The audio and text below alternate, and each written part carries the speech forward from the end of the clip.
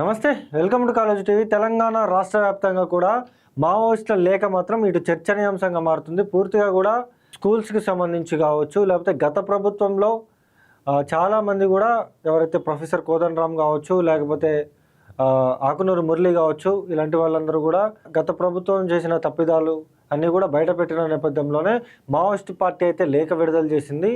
ఆ లేఖకి సంబంధించి ఒక్కసారి మీకు లేఖ చూపించే ప్రయత్నం చేస్తాను.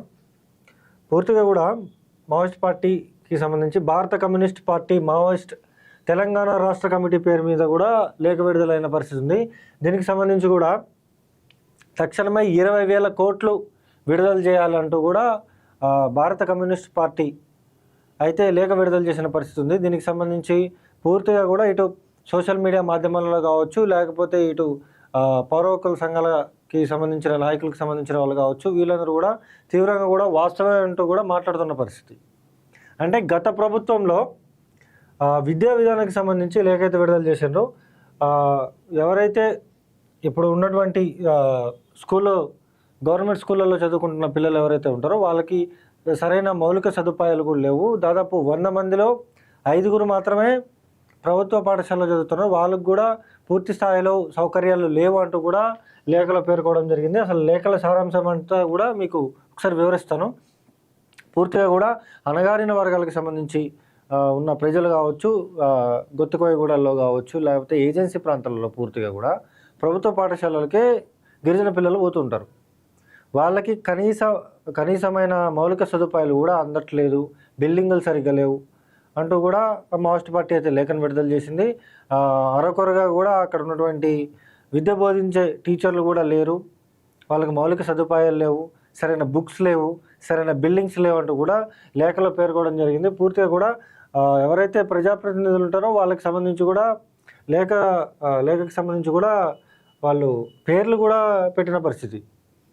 ఎవరైతే అర్ధంకి దయాకర్ కావచ్చు, లేకపోతే ఆకునూరు మురళి కావచ్చు, లేకపోతే ప్రొఫెసర్ కోదండరామ్ కావచ్చు, లేకపోతే డాక్టర్ మొహమ్మద్ రియాజ్ కావచ్చు, వీళ్ళందరూ కూడా తక్షణమే మీరు ముఖ్యమంత్రికి చెప్పాలంటూ కూడా లేఖలో పేర్కొన్నట్టుగా కూడా మన క్లియర్ పిక్చర్ అయితే అర్థమవుతుంది. అధికార ప్రతినిధి జగన్ పేరు మీద అయితే మావోయిస్ట్ అధికార ప్రతినిధి జగన్ పేరు మీద అయితే లేఖను విడుదల చేసిండ్రు. దీనికి సంబంధించి ఖచ్చితంగా తక్షణమే మీరు గతంలో బీఆర్ఎస్ పార్టీ ప్రభుత్వం ఉన్నప్పుడు మీరు ఎట్లయితే కొట్లాడినరో ఇప్పుడు కూడా మీరు సీఎం రేవంత్ రెడ్డితో అని చెప్పి అట్లనే కొట్లాడాలంటూ కూడా లేఖను విడుదల చేసిన పరిస్థితి ఉంది. మళ్ళీ దీనికి సీక్వెన్స్గా ఇంకొక లేఖ కూడా విడుదలవుతుందంటూ కూడా మాట్లాడుతూ ఉన్నారు.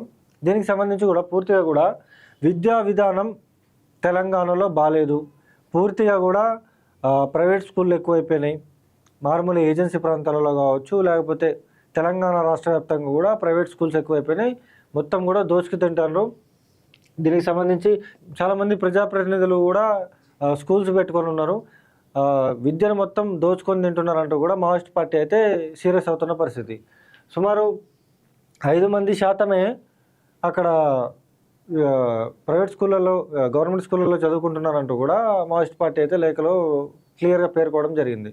దీనికి సంబంధించి గతంలో బీఆర్ఎస్ పార్టీ ప్రభుత్వం ఉన్నప్పుడు మిడ్ డే మీల్స్కి సంబంధించి కావచ్చు, అన్నంలో పురుగులు వస్తున్నాయని కావచ్చు, లేకపోతే అనేక అంశాలకు సంబంధించి బిల్డింగ్స్ బాగాలేవని కావచ్చు, లేదా వాష్రూమ్స్ బాగాలేవని చెప్పేసి పెద్ద ఎత్తున ఈ ఆకునూరు మురళి కావచ్చు, లేకపోతే ప్రొఫెసర్ కోదండరామ్ కావచ్చు, వీళ్ళు అప్పుడు పెద్ద ఎత్తున ఇచ్చేసారు, మనం అందరం చూసినాం.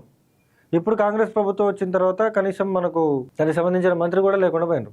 విద్యాశాఖ మంత్రి కూడా సీఎం గారి చేతిలోనే ఉంది. కాబట్టి తక్షణమే మీరు సీఎంకి చెప్పాలంటూ కూడా మావోయిస్ట్ పార్టీ అయితే డిమాండ్ చేస్తూ ఉంది. లేకపోతే మేము ఏం చేయాలో అది చేస్తామంటూ కూడా క్లియర్గా లేఖలో పేర్కోవడం అయితే జరిగింది. మరి ఏం చేస్తారు ఏంటి విద్యా విధానం? ఇప్పటికే కాంగ్రెస్ పార్టీ వచ్చిన తర్వాత మిడ్ డే మీల్కి సంబంధించి ఛార్జెస్ పెంచింది.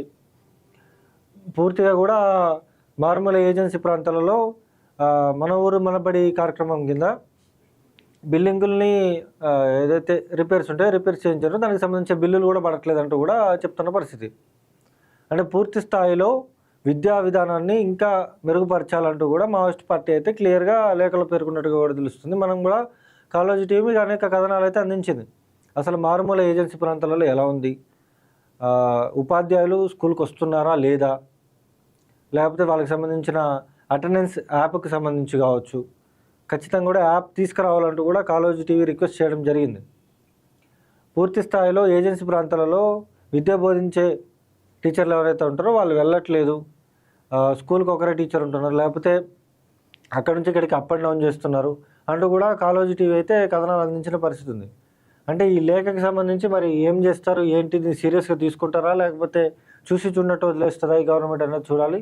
చూస్తున్నానండి. మరిన్ని అప్డేట్స్ కోసం కాళోజీ టీవీ, నేను మీ జర్నలిస్ట్ అండి. విదేశాల్లో ఉన్నత విద్యను చదువుకోవాలని అనుకుంటున్నారా? అయితే వెంటనే ఫ్లైగ్రాడ్ ఓవర్సీస్ ఎడ్యుకేషన్ కన్సల్టెన్సీని సంప్రదించండి. మీ విదేశీ కలలను సాకారం చేసుకోండి. ఫ్లైగ్రాడ్.